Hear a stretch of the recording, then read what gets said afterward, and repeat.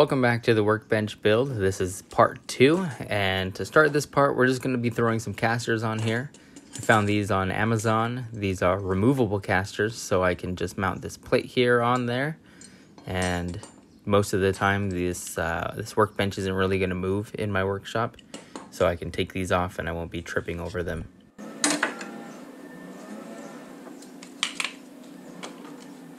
To mount the casters, all I had to do was clamp this plate in place exactly where I wanted it, pre-drill some holes for the screws that didn't actually have a point to them, and then drive the screws home. After that, putting the casters in is as easy as sliding it in the rails that come on the plate and securing it with a pin. To remove the casters, you just remove the pin, slide the whole caster out, and throw it in a drawer, which we'll put into this workbench somewhere.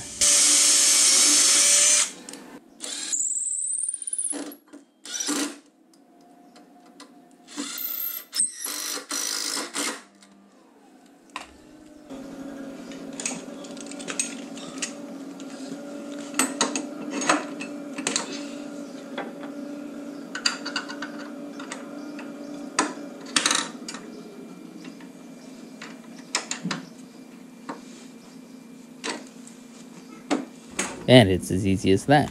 Now just to do that about 3 more times.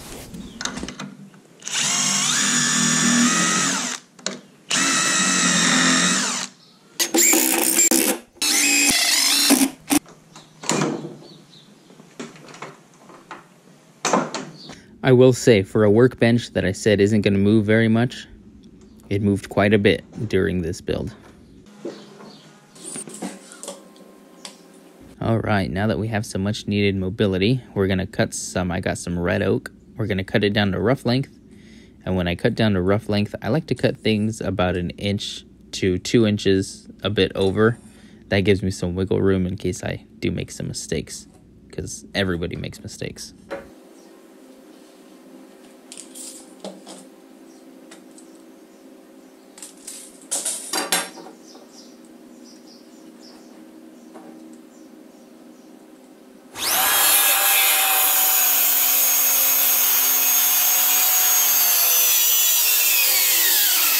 And I highly recommend that before you cut your boards down the length, that you check the battery life on your saw.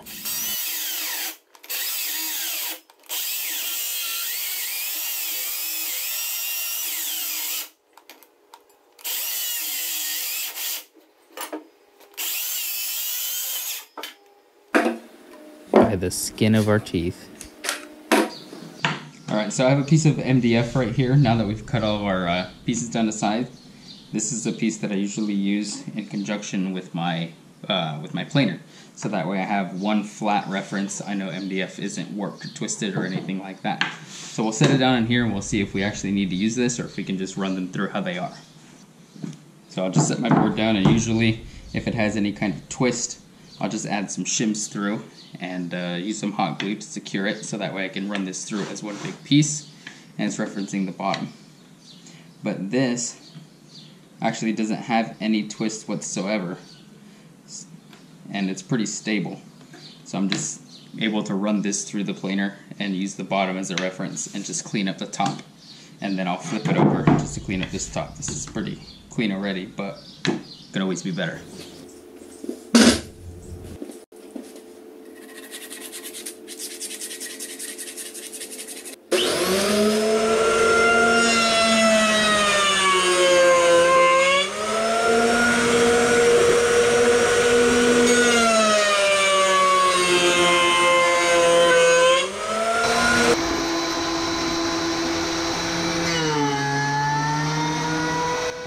So satisfying.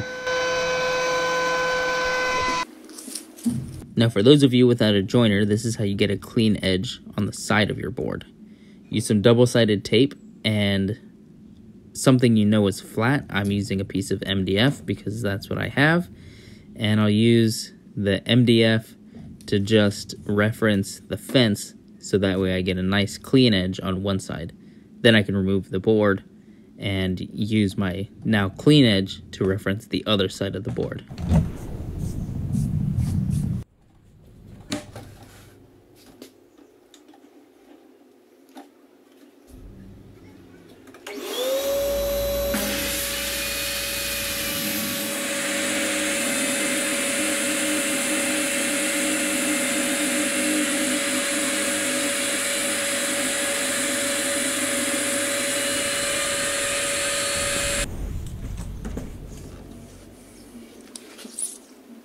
here I'm measuring both sides, both ends of my board to see which side is the shortest, and that's how I know where to set my fence.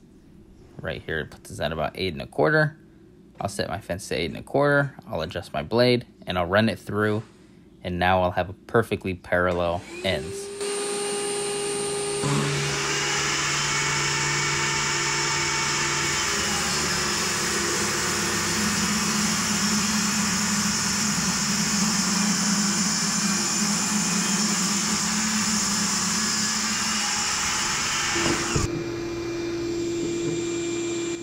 And look at that. It's almost like I know what I'm doing sometimes.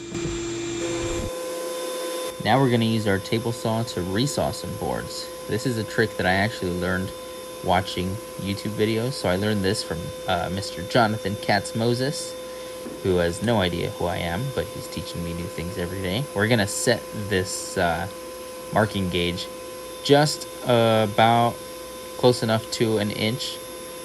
We're going to do it on one side, and then we're going to flip it around and do it on the other. It doesn't actually have to be perfectly center, because what I'm going to do here is I'm going to cut away at the tape, and I know that inside of that tape is perfectly center. So that gives me where my blade needs to land. Here I'm going to adjust my fence so that way the blade lands right in between that little groove. And then I'm going to adjust my saw blade so that way it's up about 3/4 of an inch. Now the trick here is to keep the exact same face against the fence at all times on both cuts. So we're going to run it through one. We're going to flip it over, keeping the same face against the blade, or against the fence, sorry. And then we're going to run it through again. After that, we'll raise the blade another 3/4 of an inch. And we'll just keep doing that process until we're just about all the way through. And then we'll stop. We'll either break it by hand, just by kind of squeezing one end or the other and letting it snap in the middle. Or in my case, my saw blade didn't go up that high, so I used a hand saw to finish it off.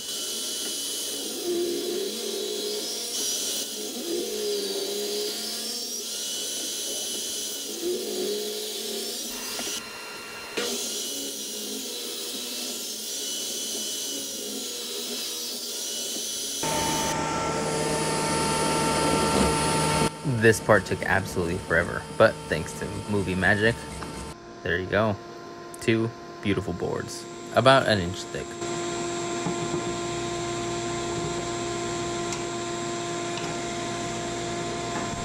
Okay, so now we have our boards separated and planed back down, so we have 2 flat sides. We're going to add some dowels before we do our glue up, just for alignment and some extra strength. We'll probably do about 4, just 1 inch.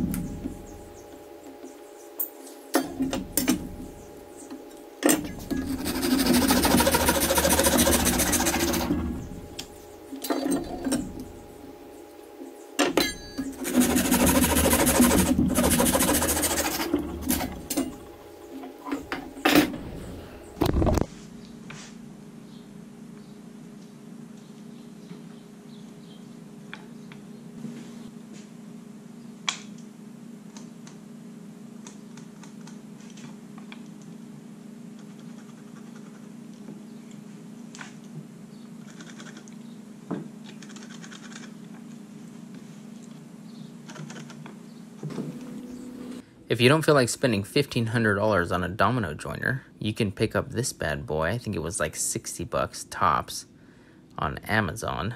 And dowels work just fine. I use them for alignment. They'll add some strength, absolutely, but this thing is easy to use.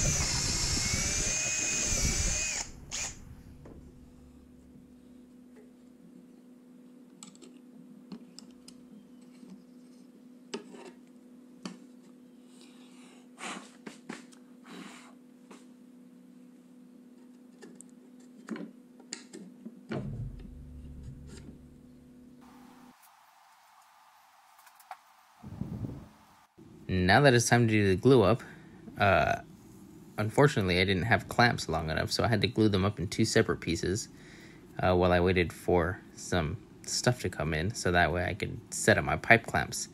If you haven't seen, I now have pipe clamps. I made a reel about it. Subscribe to the channel, you'll get notifications of all that kind of stuff, and they'll pop up in your feed. But we do have pipe clamps now, so the rest of the table build should be much easier. Also, this took a lot more persuasion to get together than I anticipated. In the future, I will cut that middle domino a little bit longer, so that way that one sets first, and then I'm just connecting the side ones. The issue that I was having is that I would set one side, I'd go to pounding the other one, and then the first one would pop out of place, and I was just stuck in this teeter-totter scenario for the longest time. But we got it all figured out.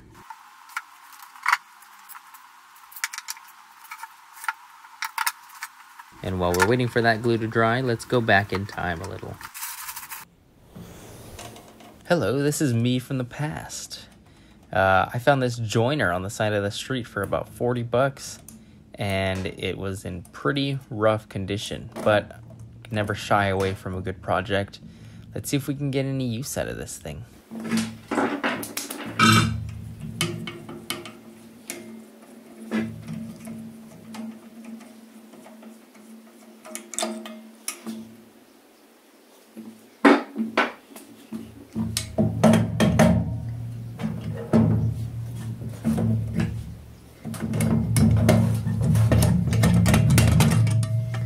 Ooh, that's a lot of rust. So at this point, I had turned this thing on just for a second to make sure that the engine still worked on it. But I was quite afraid of it because if you can see here, this belt is in rough condition, is putting it nicely. Look at this thing. It looks like it's one bad day away from exploding in my face. But we'll get a new belt for that. And underneath here, we'll see if this thing's ever been cleaned out or attached to dust collection. That stuff could probably be about 20 years old. Alright, I gotta stop doing this or else we're gonna start to establish a theme here. But while I vacuum this out, let me just take a minute to say thank you to everybody who watched part 1, for everybody who returned for part 2, for everybody who subscribed to the channel.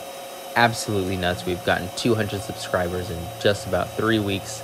We've got about 11,000 views on the last video. I didn't expect the channel to explode like that.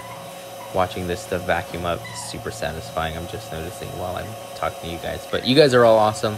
Thank you, thank you, thank you.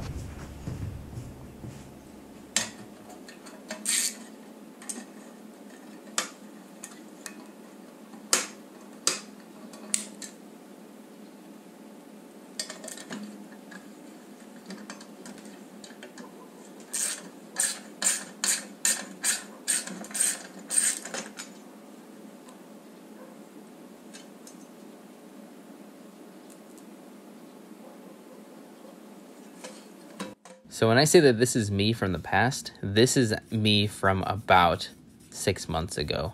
That's how long ago I took apart this thing. And I don't remember where all of those little screws go, so it took me quite some time to put this thing back together.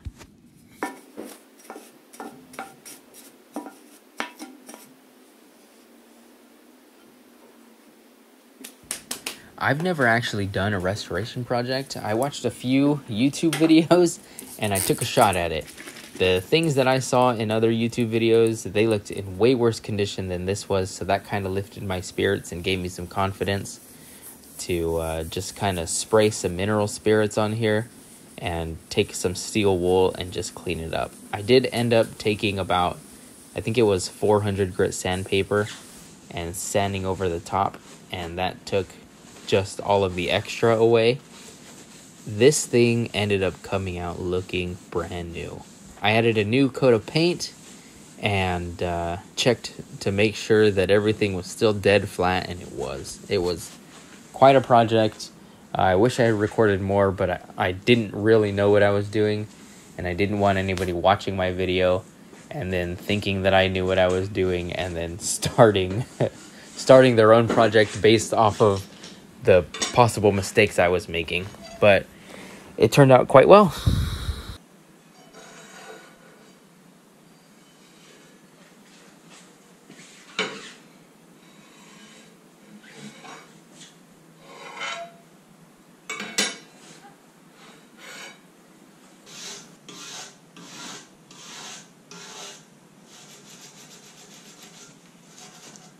So this joiner had actually been sitting in the corner of a shop for about 20 years, and then I finally found it on the side of the street. So it did need some little TLC.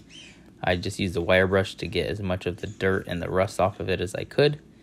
And then I taped up the top, and I added a coat of Rust-Oleum black. I think it's just matte black. It was paint that I had left over from one of my other videos, actually, where I tapped a wine barrel for a keg. If you haven't seen that video, I'll either link it up above or I'll link it down below in the description. I don't know if I can figure out how to link videos yet. I'm still figuring this YouTube thing out. Also, when you're spraying, make sure you shake the can really well and use nice, light, even coats. This will save you from drips later.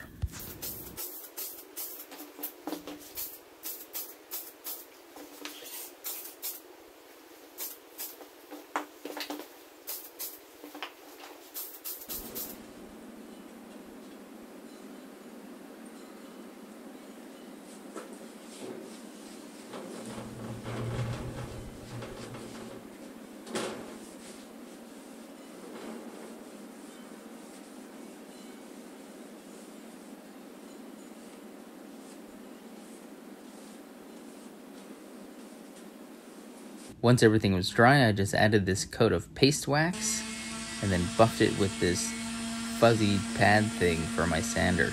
This ended up working out really well, and now I haven't actually used the joiner, but it slides across super smooth.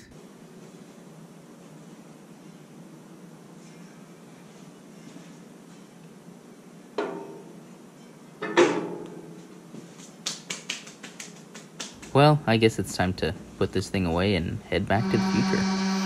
With all of the glue dried, we can finally sand out all of the squeeze out, cut it down to length, and then take it over to its actual home. And here we are. Now we have it cut to its final size. We're going to set it here, clamp it in place, and then we'll bring the joiner over so that way we can start marking out exactly where things need to go, where screws need to be drilled, where dust collection ports need to be cut out. We'll get that all situated right now.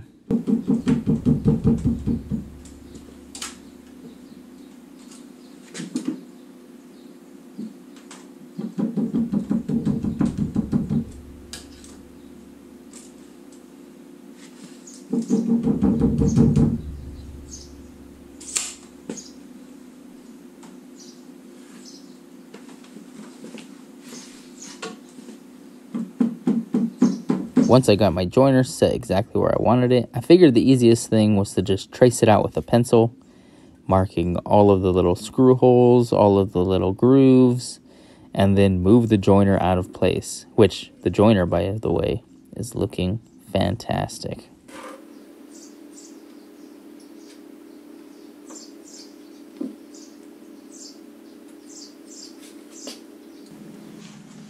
It'd be kind of hard for me to mark out exactly where the dust collection port needs to go, considering it's underneath the joiner. So I figured the easiest way was, once I got that joiner out of place, I just flipped it on its side and measured length to right underneath the blade, and then took a guess as far as length and width went on just cutting out a rectangle.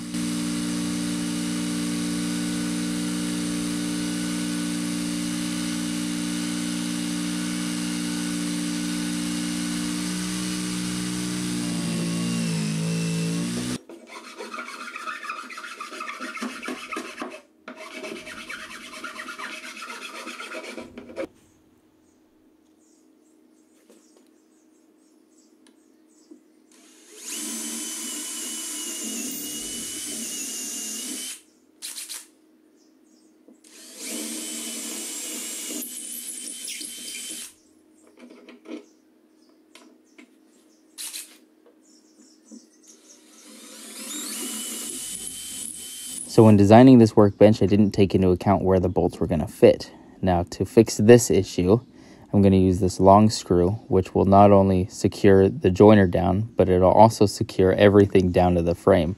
That means I'll just use some Z fasteners to secure the back of that countertop down, and that'll be more than enough. All right, so this is the actual engine of the joiner. This is another part of the restoration that I didn't know what I was doing, so I'm not going to go too in depth. I have to change the cord out because the cord was frayed. I didn't know that when I tested it 6 months ago, but this is something else that has to be fixed. To fix this issue, what I did was I bought wire that was exactly the same as what was used, and I'm just going to start replacing these cords color for color. So replace the black one with the black one, replace the white one with the white one. I'll remember where that grounding wire goes, and hopefully this thing, with a little bit of luck, will power on and not catch my workbench on fire. If it is, then this will be the last part of the series, or I'll just restart.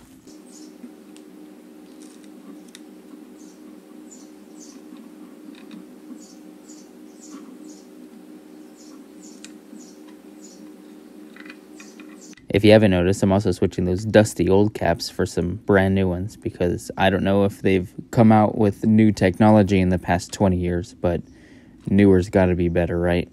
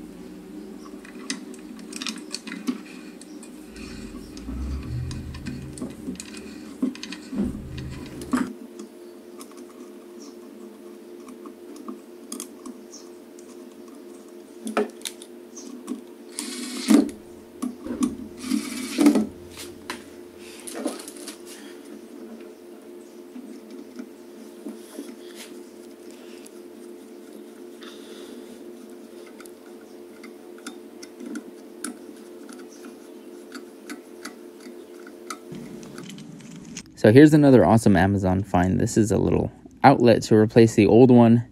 This one was pretty easy to connect. On the back here, there was, yes, it does have a cover. How nice. On the back here, it is color coordinated, so I can just match the color of the wires with the color of the holes, and should be good to go, theoretically. Alright, well, while we get some sanding done, I just wanted to say thank you to everybody who made it this far into the video. Big special thank you to those of you who have subscribed to the channel. I can't believe we're over 200 subscribers in just a matter of a few weeks. To celebrate, I wanted to kind of do a giveaway, even if it's a small giveaway, when we got to 1,000 subscribers.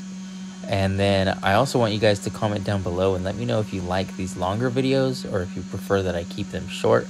I know the last one for the workbench build was about 13 minutes long, and this one's gonna end up being about 32 maybe. I think it was about 32 or 33, somewhere around there. Let me know if you guys like the short videos or the long videos, and what kind of stuff you'd like to see in a possible giveaway.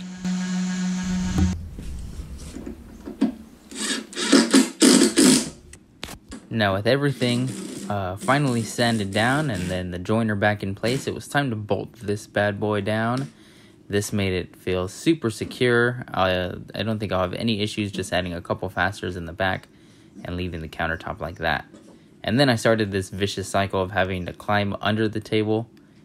Here it was to screw in the other two bolts, but later it was right here to get the belt in place. And then I had to do a little bit of adjustments here and there. I ended up crawling back in and out of this place probably about 6 or 7 times off camera.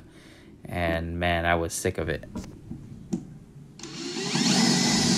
So I pre-drilled this hole for my jigsaw and then realized that my jigsaw doesn't actually fit in this little tight corner. So I ended up using my multi-tool to cut out this square. This is going to be the spot where the power switch goes onto. It's low enough to where I should be able to kick it off with my foot. so that way I don't have to bend down and take my eyes off of the joiner. I can just kind of swing my foot, turn the whole joiner off. It's a pretty dangerous tool to have just running and not paying attention to, so this will be nice. Also, this is probably the worst sounding tool in the world, so for future reference, whenever I have to use this tool, I'm just going to cut it out so you guys don't have to suffer with me. And look at that, that was pretty satisfying.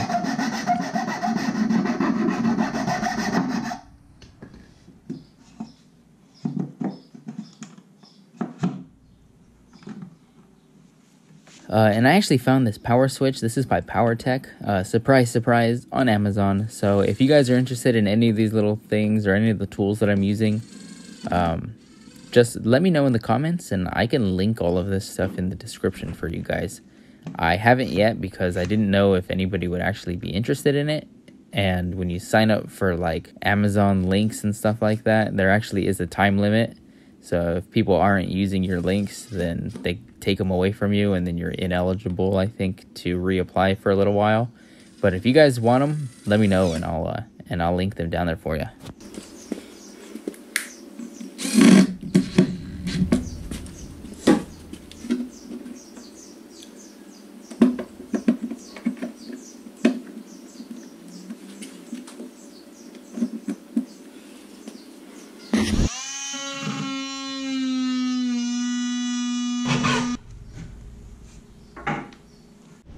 I don't really recommend trying to cut a circle with a multi-tool. It doesn't turn out the prettiest circle ever, but since most of that outside is covered, well actually all of that outside is covered, I figured it was okay.